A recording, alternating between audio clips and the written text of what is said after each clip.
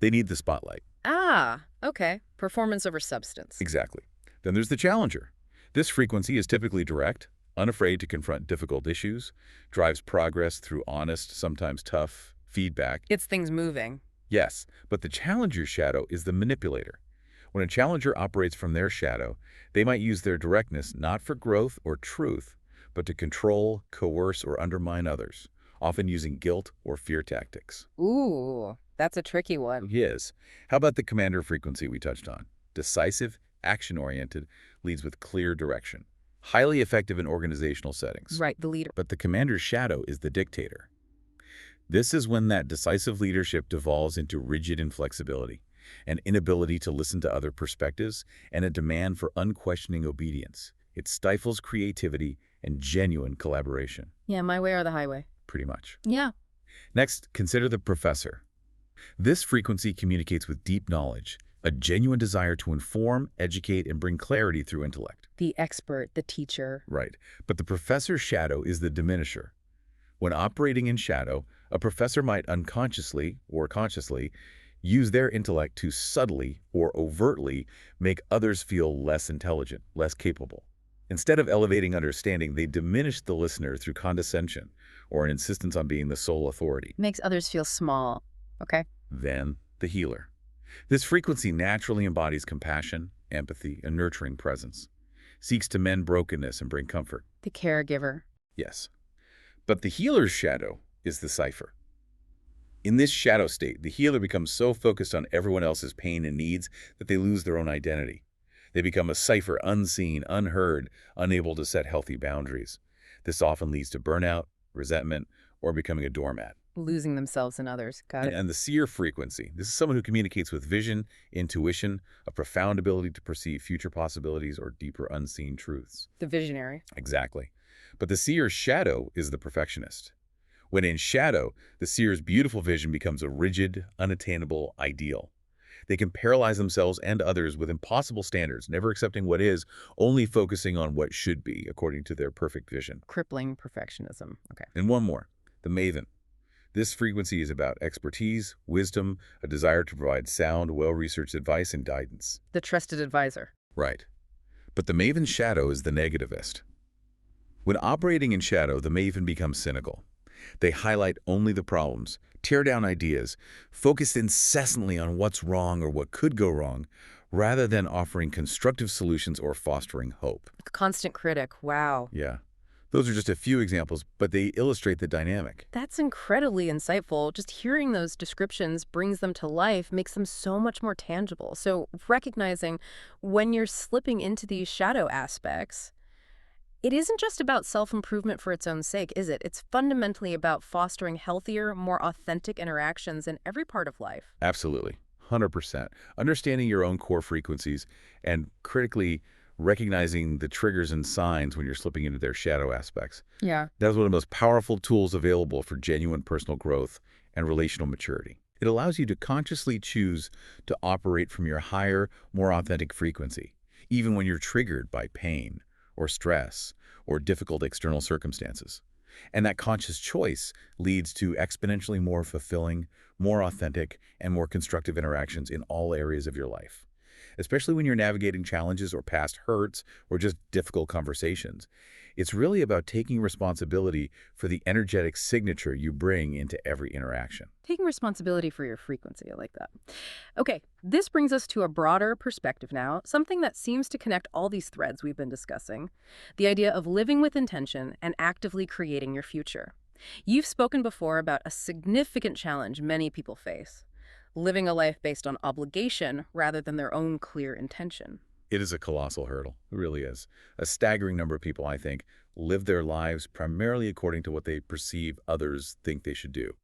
Their parents, their spouse, their community, society. The shoulds. The shoulds. Yeah. Exactly. Rather than truly aligning with their own clear purpose and their deepest authentic intentions. And frankly, it's an impossible task, isn't it? Try and please everyone. Totally impossible. Especially those closest to you. Surprisingly, they might be the ones most unhappy with your authentic life choices, if those choices challenge their own comfort zones or expectations for you. True freedom, and a capacity to really create your most extraordinary future. It comes from precisely that, letting go of the need for external approval, deeply knowing your own purpose and then courageously living by it, regardless of the applause or the criticism. Have you struggled with that personally? Oh, for a very long time, Yes. particularly in trying to balance my spiritual path, my ministry work with my entrepreneurial success. For years, I almost held myself back, conducting a lot of my business work somewhat secretly, Really? Why? because I feared people would think my faith wasn't sincere if I also pursued financial success or built large companies. I felt this immense pressure, this constraint of obligation, to fit into a certain box. But now, at 66, I've realized I lived within that constraint for far too long. I simply want to live the rest of my life with maximum joy and maximum positive impact, writing books, starting companies, doing whatever feels aligned, and just let people think whatever they want to think. I can honestly say I am more excited about my future now than I have ever been before. It's about finally giving myself permission to be fully myself. That sounds incredibly freeing, a true liberation of spirit. And this idea of living with intention, it connects beautifully to how we approach relationships too, doesn't it? You suggest it's not just about finding someone who loves who you are right now, but finding someone who loves who you're becoming. That's a really powerful distinction. It is. I think it's a deeper, more profound, and ultimately more enduring form of love. Because this kind of love, it acknowledges your ongoing growth, your continuous evolution. It sees your deepest motives, your intentions, your desires for the future, not just your current snapshot. So they see the journey, not just the destination.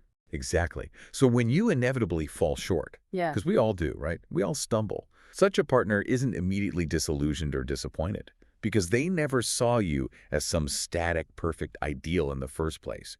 They saw you as a dynamic human being on a journey. Okay. They are the ones who consistently pull you up, who see your missteps or hiccups as temporary deviations, not as fundamental flaws in who you fundamentally are. They refuse to give up on your becoming.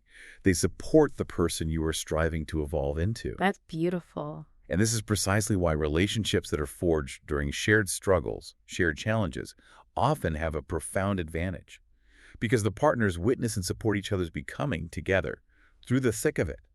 It builds this incredible foundation of mutual understanding, resilience, and shared history. Yeah, like you mentioned with your wife starting out with very little. Exactly. We married when I was 25, making maybe $8,000 a year. Yeah. We were literally sleeping on the floor, eating ramen noodles most nights. But we were profoundly happy because we were becoming together, supporting each other's dreams, navigating the challenges side by side.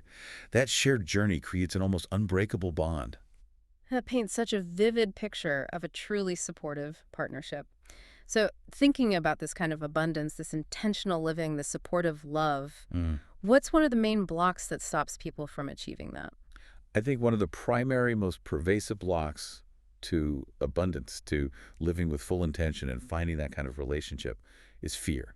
Fear. Humans Fear? are unique. Yeah. We are, in a sense, faith creatures because we are the singular species on this planet, as far as we know, that possesses the remarkable capacity to perceive the future, to imagine what might be. Right. Animals live in the present. Mostly, yes. But this perception, unique to us, it creates this constant dynamic tension inside us. We can imagine the future negatively, which is the very essence of fear, or we can imagine it positively, which is the essence of faith. Fear or faith. And the moment you perceive the future primarily through the lens of fear, you tend to become paralyzed. You get stuck, unable to move forward, effectively trapping yourself in your current circumstances or even in the past. So instead of letting fear paralyze us, you're suggesting we can actually transform it, use it as positive fuel, almost like a guide. Exactly.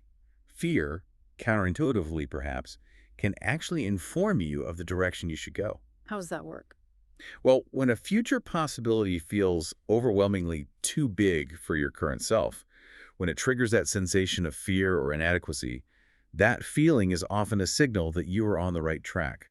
It indicates a significant growth opportunity lies just beyond your comfort zone. So the fear means you're aiming high enough. In a way, yes. It means the future you're contemplating requires you to stretch, to grow.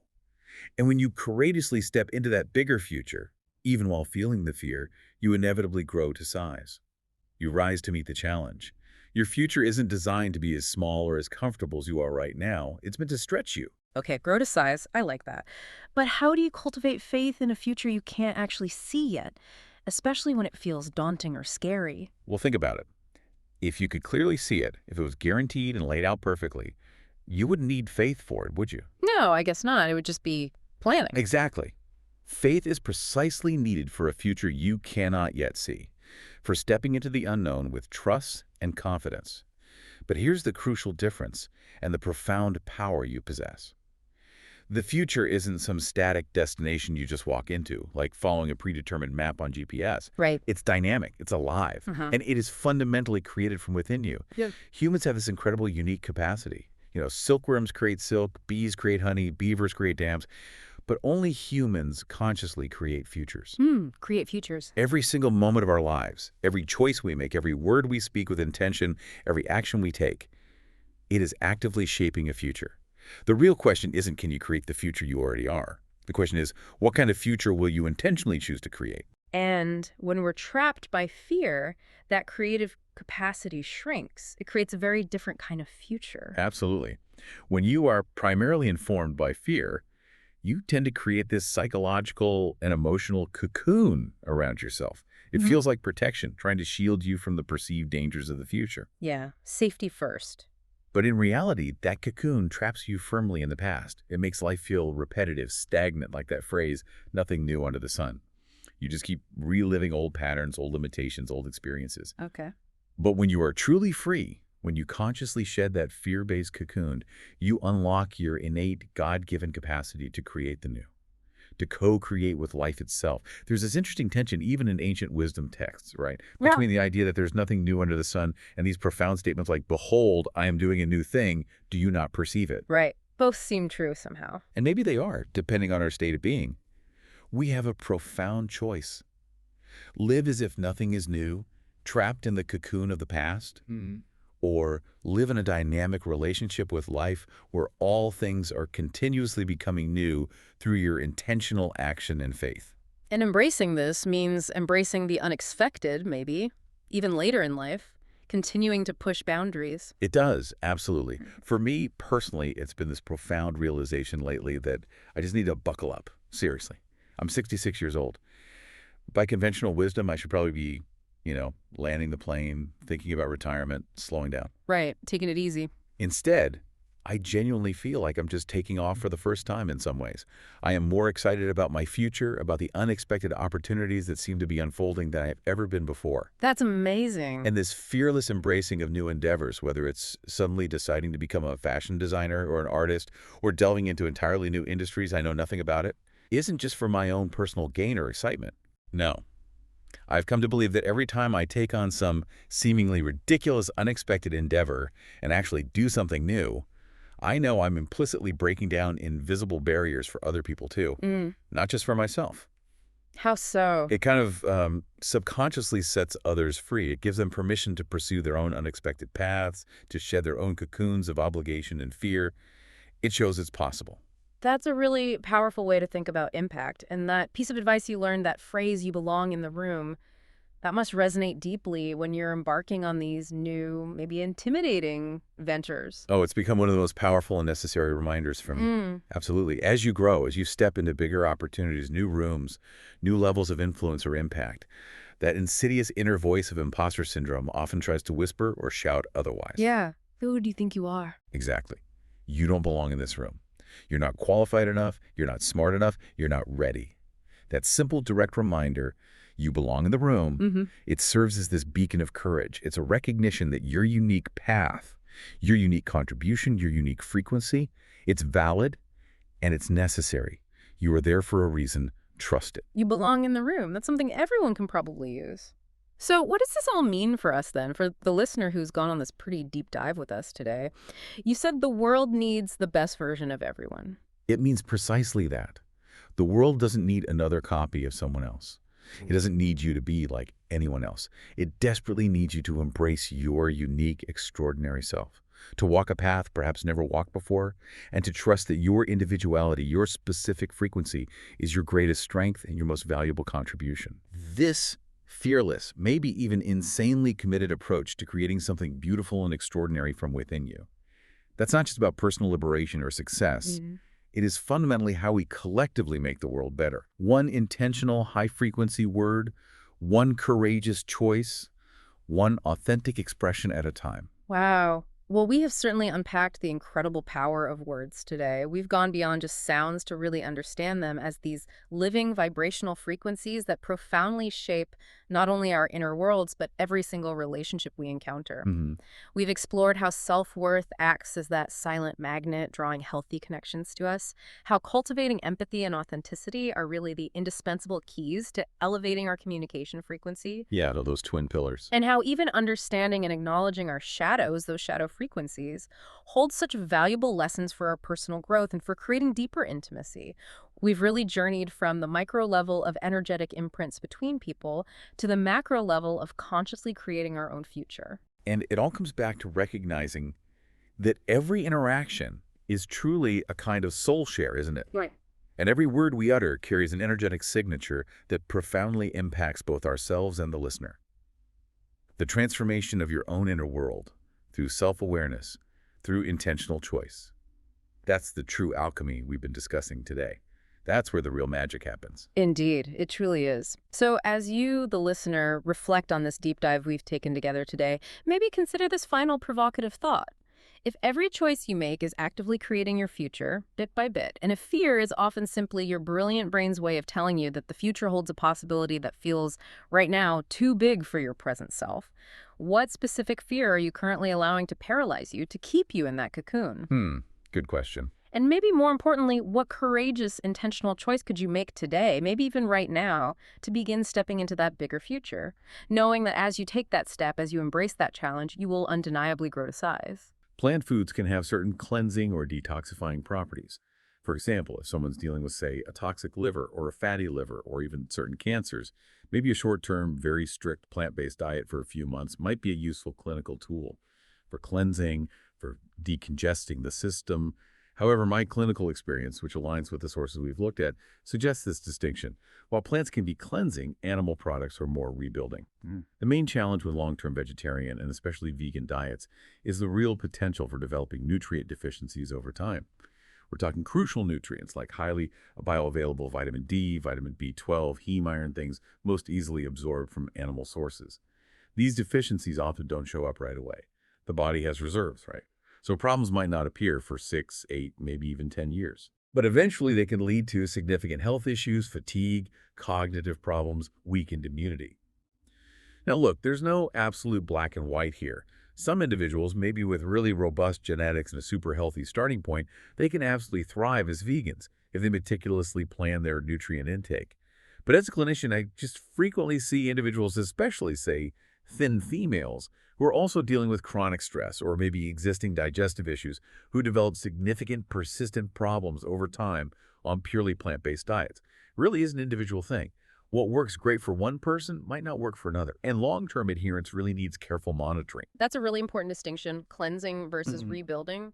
Okay, so if meat is a foundation for rebuilding, where do things like grains and starchy vegetables fit in? Many people think of those as absolute staples. My skepticism about grains, it comes largely from that evolutionary perspective again. Agriculture and widespread grain consumption is only about 10,000 years old. On the vast time scale of human evolution, where our DNA hasn't really changed much for hundreds of thousands of years, 10,000 years is just a blink. Our bodies simply haven't had enough time to fully adapt to this relatively new experiment of eating grains. Modern wheat especially has been hybridized like crazy, not for our health or digestion, but mainly for yield, pest resistance, sturdiness. It's a very different plant than its ancestors. And the result?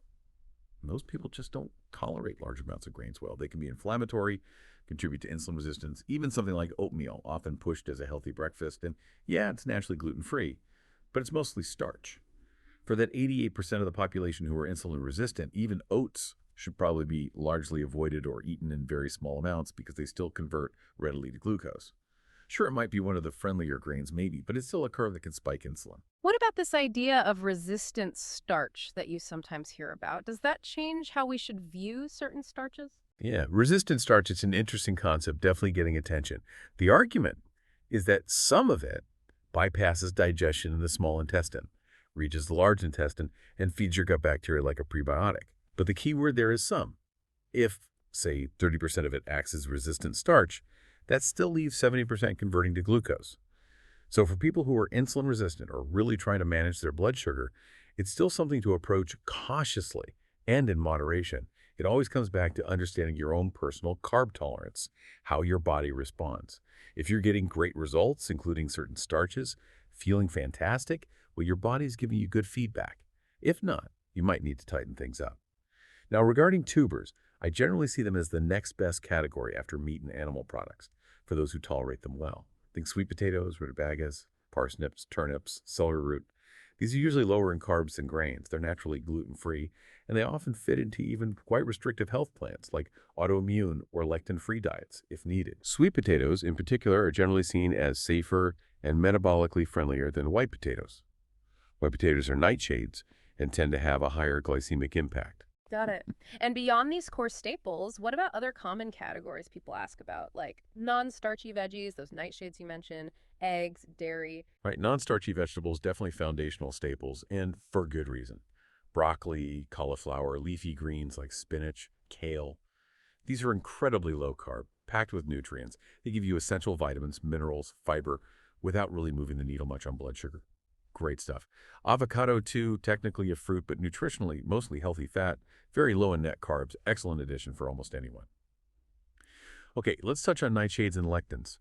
Foods like white potatoes, tomatoes, eggplants, bell peppers, they're in the nightshade family and contain compounds called lectins. Now, unlike gluten, which I think is broadly problematic for many people because of how it's changed, lectins don't seem to harm everyone at typical doses. However, if you're dealing with chronic inflammation, persistent digestive issues like IBS, or an autoimmune condition, I strongly recommend trying a temporary elimination of nightshades.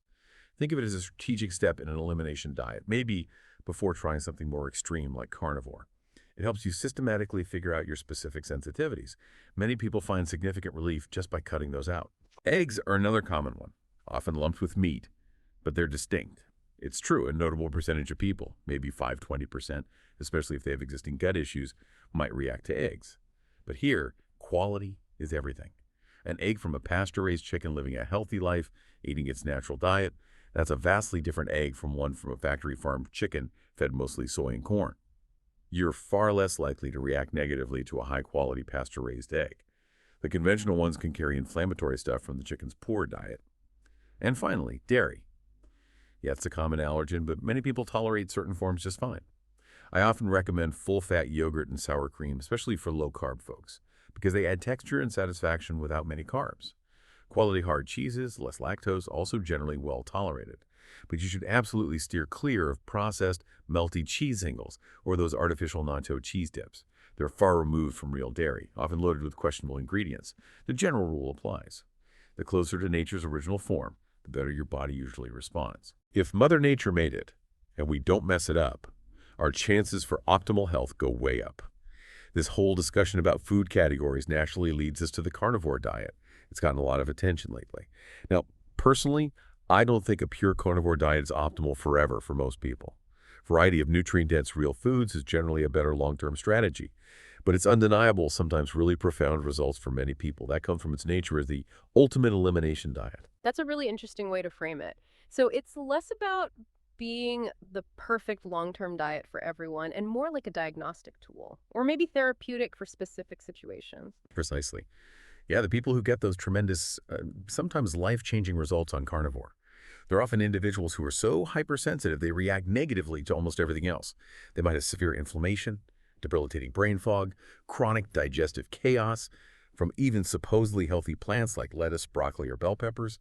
The carnivore diet just strips away almost all potential irritants. Grains, legumes, dairy, nuts, seeds, even most vegetables. It helps these super-sensitive people finally identify and eliminate their specific trigger foods. It's the most extreme elimination diet you can do. For some, maybe just going paleo works, cutting dairy, processed foods, sugar, grains. But if symptoms hang around, it might indeed be that healthy organic salad or specific veggie causing the issue. Carnivore takes that investigation to its absolute endpoint. But here's the crucial caveat, and I really want to stress this. We have to avoid turning diets into religions. Right. Just because one approach worked wonders for someone doesn't mean it's the universal answer, or that other approaches are suddenly bad. I'd suggest maybe trying carnivore as a focused, short-term experiment, say 30 to 90 days. If you have persistent, unresolved issues like severe autoimmunity, stubborn digestive problems, chronic fatigue, or brain fog that just won't clear. It can give you invaluable insights into your individual sensitivities, help pinpoint what's really causing distress. It's a tool for discovery, not necessarily the destination for most people. That makes perfect sense, tool versus destination. Oh. So ultimately, it really does boil down to individual sensitivity being maybe the most important factor in choosing what you eat. Absolutely. This is arguably the single most important point in this whole food discussion. The number one food to avoid for you is the one your body reacts negatively to. Doesn't matter how healthy it's supposed to be for someone else. Hypersensitivity to any food, even something seemingly harmless, creates inflammation, creates havoc in your body, disrupts its natural balance. My core advice to anyone trying to optimize their health is this. If you're on a path right now and getting great results, loads of energy, clear mind, healthy weight, feeling fantastic, then great. Keep doing what you're doing. Your body's giving you positive feedback. However, if you're not getting the results you want, if you're still dealing with fatigue, brain fog, digestive upset, stubborn weight, then it's time to get a little stricter. Time to eliminate more. Observe carefully, see what changes. There just isn't a single rigid one-size-fits-all diet blueprint that works perfectly for every single person. Careful individual monitoring, observation, self-experimentation is crucial. Your body is constantly giving you feedback. Your job is just to learn to listen and respond intelligently. 3. The power of fasting, resetting your metabolism. That discussion on food choices, individual sensitivity, it leads perfectly into the next critical piece of the puzzle. What's fascinating here is that beyond what we eat, when we eat plays this massive, often overlooked role, especially for controlling insulin and tackling that stubborn fat. It really seems like meal timing is this profoundly powerful, yet maybe underused tool in our metabolic toolkit. Oh, it absolutely is. For sustainable fat loss, for overall metabolic health, getting insulin down to healthy baseline levels is the absolute key, non-negotiable. And you don't just achieve that by carefully choosing fewer carbs, it's profoundly impacted by simply eating fewer meals. Or, more accurately, creating longer periods between eating. Here's the basic logic. Insulin goes up when you eat. The more often you eat, especially if those meals have carbs, the more consistently your insulin stays high. Fasting, by its very definition, provides that crucial window for insulin to drop back down to its lowest, healthiest baseline. Most people in modern society only really fast while they're asleep, maybe from a late dinner to an early breakfast. If you can just extend that fasting window by even a few hours, maybe skip a late night snack, finish dinner earlier, push breakfast back a bit, you've already made a significant difference. You're allowing insulin to fall, and that dramatically boosts your body's ability to switch over to fat-burning mode. If you look at history, our ancestors didn't have a pantry down the hall, right? They lived where food scarcity was normal. They might hunt for hours, burning tons of energy before they got a meal. It seems totally logical they probably ate once, maybe twice a day. Not this constant grazing 3 squares plus snacks thing we do now. This history suggests our bodies are designed to be metabolically flexible, to switch fuel sources. It's pretty telling that type 2 diabetes only really became a widespread major problem around the 1970s. That timing lines up perfectly with the start of the low-fat craze, which pushed people to eat way more carbs, and also with a general increase in how often people ate throughout the day. When you cut fat, carbs become dominant. And carbs, they digest quickly, spike blood sugar, then cause a crash, leaving you hungry again. Just feeds this vicious cycle of constant eating and chronically high insulin. Okay, so beyond just lowering insulin and helping with fat loss, our sources mention this truly remarkable, almost magical sounding benefit of longer fasts called autophagy. That term might be new to a lot of listeners. Can you explain what autophagy is and why it's considered so powerful for our cells and maybe even longevity? Autophagy, yeah. It literally means self-eating in Greek. It's one of the most profound beneficial processes that really kicks in with longer fasting periods. It's an intelligent, highly regulated cellular process where your body basically cleans house. It's amazing. When food, especially protein, becomes scarce, the body smartly ramps up its internal recycling mechanisms.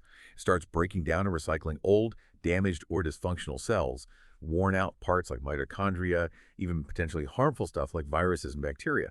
Then it reuses these broken down bits as raw materials and fuel to build new, healthy, more efficient cells. It's this profound self-cleaning, self-repair, rejuvenation process. Think of it like your body's own built-in waste disposal and recycling plant, but one that actively strengthens and purifies your whole system. Now, regarding the timing, it's not like an on-off switch. Autophagy starts to kind of trickle in, becomes detectable around 16 to 18 hours of fasting, gets much more significant, really ramps up between 18 and 24 hours, and it truly produces its most profound effects after about 48 hours of fasting. even more so at 72 hours and beyond. So the longer you can safely and appropriately fast, the more pronounced, the more beneficial that autophagy effect becomes. Deeper cellular repair, more regeneration. But that sounds a bit concerning to some people. Doesn't that mean your body would start, eating its own muscle for fuel? That seems counterproductive, especially if you're trying to stay strong. Yeah, that's a very common, very understandable misconception. Thankfully, your body is much, much smarter than that. Yeah. It has these sophisticated ways to preserve its most valuable tissue osway. Your body will not readily cannibalize precious muscle because muscle is essential for future activity, hunting, moving, escaping, surviving. Its top priority is finding fuel elsewhere, mainly from your abundant fat stores. And one of the most significant protective mechanisms against muscle loss during fasting is the huge increase in human growth hormone, HGH, that happens. HGH levels rise dramatically during a fast. It acts as a powerful muscle-sparing hormone. It tells the body, prioritize burning fat for fuel and focus that self-eating autophagy process on the old, damaged stuff, not the healthy, vital muscle tissue. It's really a marvel of biological engineering designed for survival. Okay, that's reassuring. But this raises another important question that lots of people probably have. They experience what they feel is low blood sugar. They get lightheaded, shaky, weak, irritable maybe if they don't eat often. What's actually going on there? And how can they overcome that feeling to maybe start incorporating some fasting? Right, that uncomfortable feeling, often called hangry or feeling like you have low blood sugar, it's a clear physiological sign. It means your body has been trained to depend almost entirely on carbohydrates for its immediate fuel. If you've been constantly feeding your body carbs, it ramps up all the metabolic pathways to burn carbs efficiently. Makes sense. But conversely, it downregulates, makes dormant, the pathways for burning fat. So when you suddenly cut off the carb supply by skipping a meal, extending a fast, your body effectively has no immediate fuel source readily available because its backup fat-burning system is basically asleep at the wheel. It doesn't know how to efficiently switch over to burning stored body fat. The good news, though, and this is really empowering, is that for most people, this carb dependence can be broken relatively quickly. Within just, say, 3 to 4 days of consistently cutting carbs way down and increasing your intake of quality protein and healthy fats, your body starts to relearn how to burn fat for fuel. This process leads to what we call metabolic flexibility. That's where your body can efficiently switch between using glucose from carbs and fatty acids from fat stores, including your own body fat for energy. Now, achieving complete, robust metabolic flexibility might take a few months to fully develop, sure, but you'll break that critical carb dependence barrier and start feeling much more stable energetically pretty quickly. That low blood sugar feeling will largely just disappear as your body becomes fat adapted. You also mentioned a less discussed but incredibly powerful benefit of fasting related specifically to brain health, particularly after trauma. Can you tell us more about that connection? It sounds fascinating. Yes, this is an area of profound importance, often just missed in mainstream discussions. The brain's healing is unique, partly because of its delicate structure and the blood-brain barrier. For things like concussions, post-concussion syndrome, other traumatic brain injuries, TBI, inflammation and cellular debris can just linger. They can cause significant long-term cognitive neurological issues. Autophagy, this cellular self-cleaning we've been talking about, is almost the only way the brain can effectively clean up that chronic inflammation in those damaged cellular bits. It helps clear out the metabolic waste that can impede nerve function and repair. So in situations involving brain trauma, eliminating all sugar and processed foods is absolutely critical. And ideally, implementing a significant fasting window, maybe even a 24-hour fast, can provide immense benefits by really kickstarting the brain's internal repair shop. It's a powerful, often underused tool for neurological healing that conventional medicine could really benefit from emphasizing more. 4V, smart movement, exercise for health and longevity. That brings us nicely to another critical piece. Movement, exercise. Connecting this to the bigger picture, our sources offer a really nuanced view. Exercise is crucial, obviously, but it's not one size fits all. And maybe counterintuitively, intense exercise can actually backfire for some people, particularly with that stubborn weight around the middle. What's going on there? Yeah, this is a common trap, and it causes immense frustration for so many people. There's this prevailing idea in fitness culture, right, that more intense is always better. Or if you're not seeing results, you just need to push harder. And while intensity is absolutely key for athletic performance for specific fitness goals, it is not always optimal for long-term health, especially for someone who's already feeling depleted, stressed out, or struggling metabolically. That stubborn midsection weight gain, the belly fat, is often a very strong physical sign of chronic, excessive cortisol production. So for someone with that persistent belly fat, whose body already feels burnt out, stressed, maybe inflamed, Diving into daily, punishing high-intensity boot camps or relentless CrossFit sessions can actually be harmful. That type of chronic high-intensity stress on the body, it triggers even more cortisol release. And as we discussed, cortisol's job is to raise blood sugar, which then triggers more insulin. It just creates this vicious cycle that contributes to and worsens insulin resistance, making that midsection fat even harder to shift. You're inadvertently working against your body's natural healing and fat loss processes by piling on more stress when it actually needs less. It's a perfect example of good intentions leading to counterproductive results. Okay, so it's not just about moving, it's about moving smartly, strategically. Can you elaborate on the difference between truly aerobic exercise, often overlooked, and high-intensity interval training, HIIT, and how should we approach them thoughtfully for long-term health, not just chasing a number on the scale? Exactly. The key is strategic movement that fits your body's current state and your goals. For health-focused exercise, which really should be the foundation for most people, I recommend truly aerobic activity. Aerobic just means with air, right? So it implies an intensity where you can breathe comfortably, steadily, supplying your muscles with enough oxygen without feeling breathless or stressed. Think brisk walking, light hiking, gentle jogging, where you could easily hold a conversation. The goal here is consistent, sustainable movement. Builds your cardiovascular system without constantly triggering that fight or flight stress response. Now, adding occasional very short sprints into a mostly aerobic session, that can also be beneficial. Gives you a burst of intensity without the chronic strain. High-intensity interval training, HIE on the other hand, is fantastic for boosting athletic performance, stimulating great hormones like HGH, improving cardiovascular fitness. But true HIE is very short, usually 10-15 minutes total, including warm-up, cool-down. The intense intervals themselves are so maximal you can only sustain them for maybe 20-30 seconds, followed by rest. For the average person aiming for long-term health and vitality, HIIT should probably be done no more than once, maybe twice a week, max. Doing daily, long, intense workouts like continuous CrossFit or hours of endurance training, while that might suit some elite athletes, for most people, especially over 30 or with existing metabolic issues, it can create way too much chronic cortisol. Your body needs enough recovery time to adapt and get stronger, not constant breakdown. You also mention naturally boosting human growth hormone, HGH, that's often linked to intense workouts or even, controversially, injections. How can we naturally trigger this powerful hormone for its broader health benefits beyond just building muscle? Right, the body is incredibly smart. It releases HGH when it senses a challenge, a genuine reason to grow tissue, recover, adapt.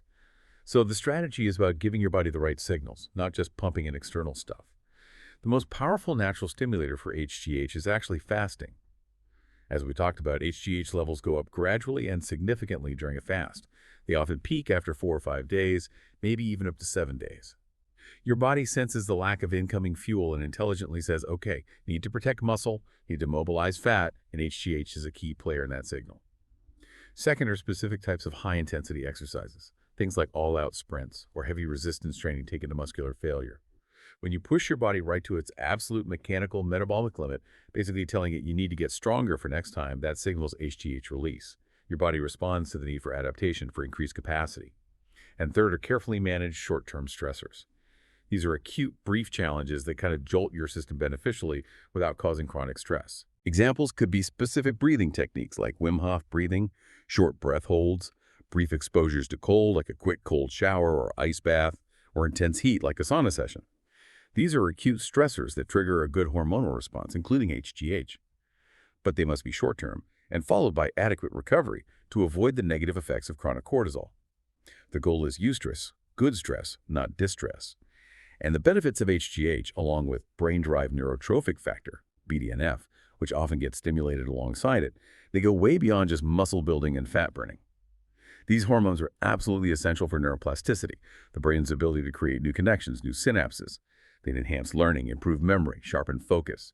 Every time you learn something new, whether you're 20 or 80, you're making new brain connections, and these hormones are crucial facilitators of that whole process. What's really fascinating here, and something our sources emphasize, is this fundamental shift in how most people think about exercise. We tend to believe exercise makes us strong, but your insight suggests it's actually the recovery that does the real work. Can you unpack that critical idea and its implications? This is absolutely fundamental to understanding how your body adapts, how it gets stronger. Exercise, especially intense exercise, doesn't make you strong. It actually breaks you down. It creates microscopic tears in your muscle fibers, it depletes your energy stores, it challenges your whole physiological system, it gives your body a reason to build itself back stronger. The actual strength gain, the adaptation, the increase in muscle mass or endurance, all of that happens during the recovery phase.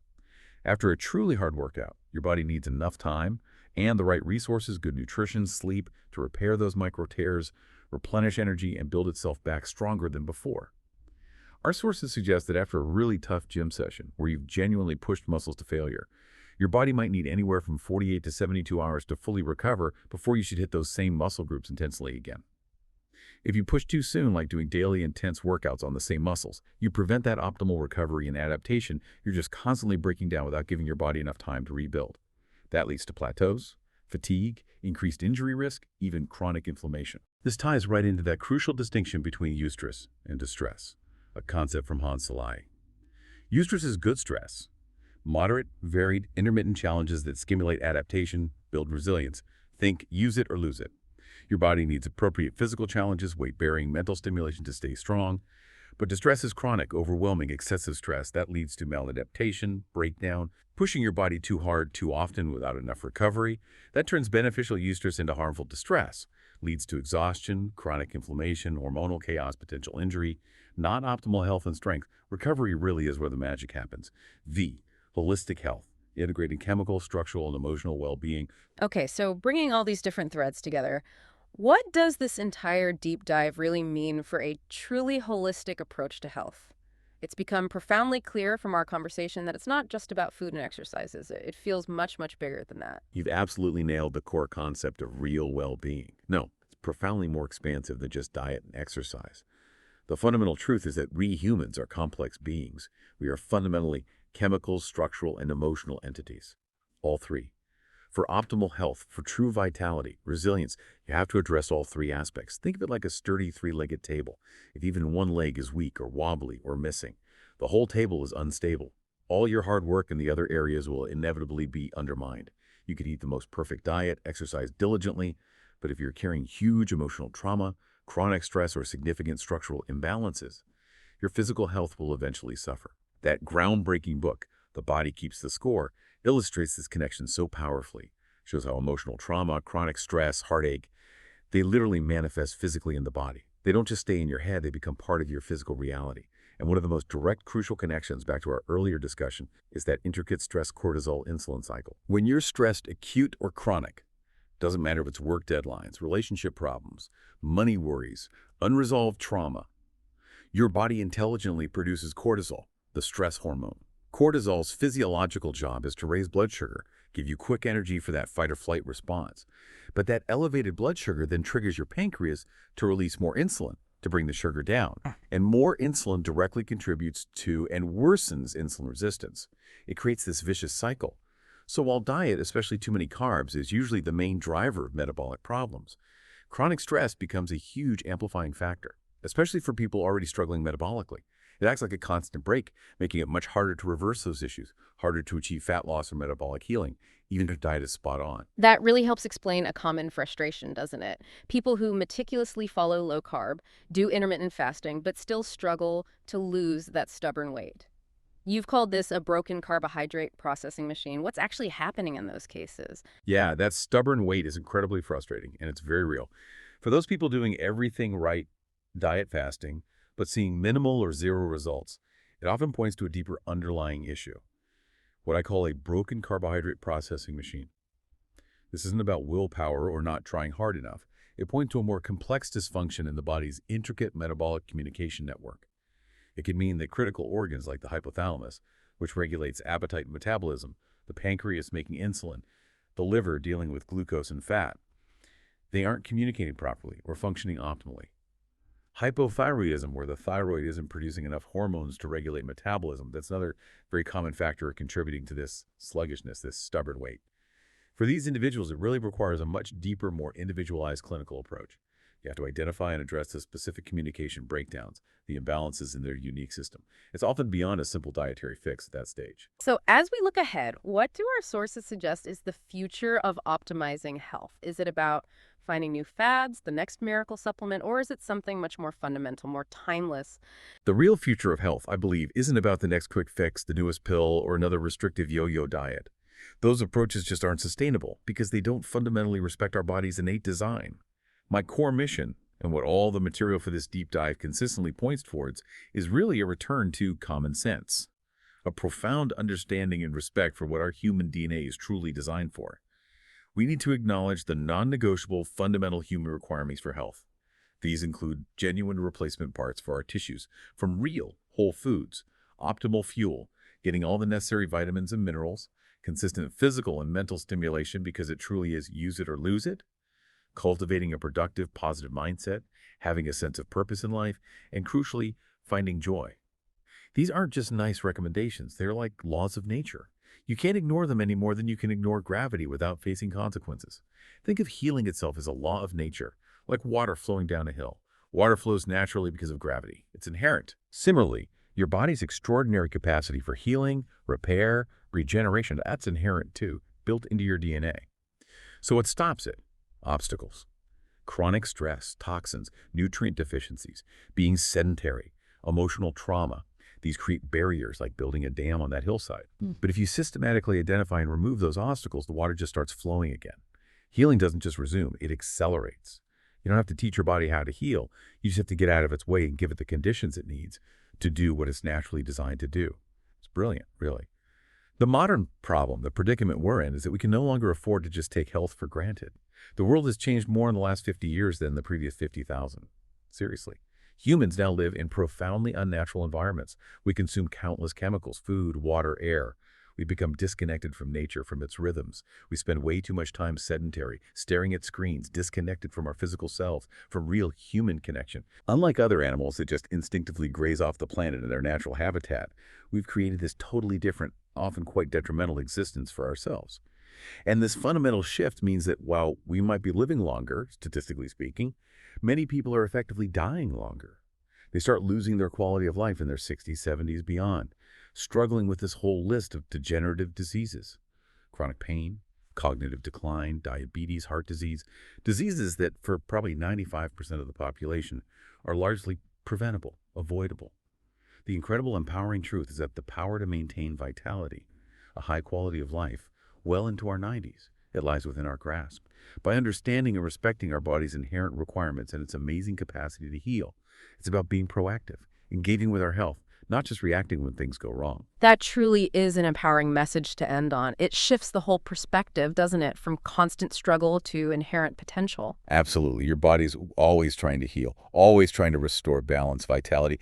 Our main job is just to give it the optimal environment and the right tools it needs to do that job. Okay, so to recap our really comprehensive deep dive today, it all starts with the profound importance of embracing real, unprocessed foods.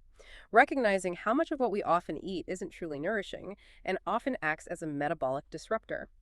We tackled that silent, pervasive epidemic of insulin resistance, understanding it's about eating too many carbs for you, and how intelligently combining a lower carb approach with strategic eating windows like fasting can fundamentally reset your metabolism. We explored intermittent fasting not just for fat loss, but for that incredible cellular cleaning process, autophagy.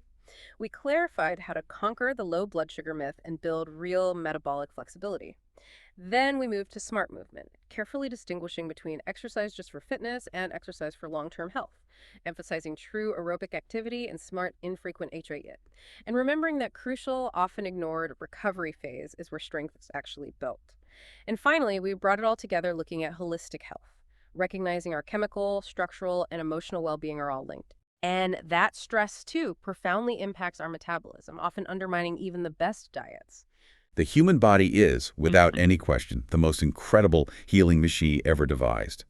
And food is quite literally medicine we take, or should take, multiple times a day. But as we've learned today, it's not just about what you put in. It's about how your body responds to it, how you let it recover, and your deep commitment to removing those obstacles, chemical, structural, or emotional, that prevent its natural, frankly, miraculous healing mechanisms from flourishing. Your active engagement, listening to your body, applying this knowledge, that's the most powerful first step you can possibly take on your journey to true well-being. So we really encourage you, our listener, to reflect on your own lifestyle after this deep dive.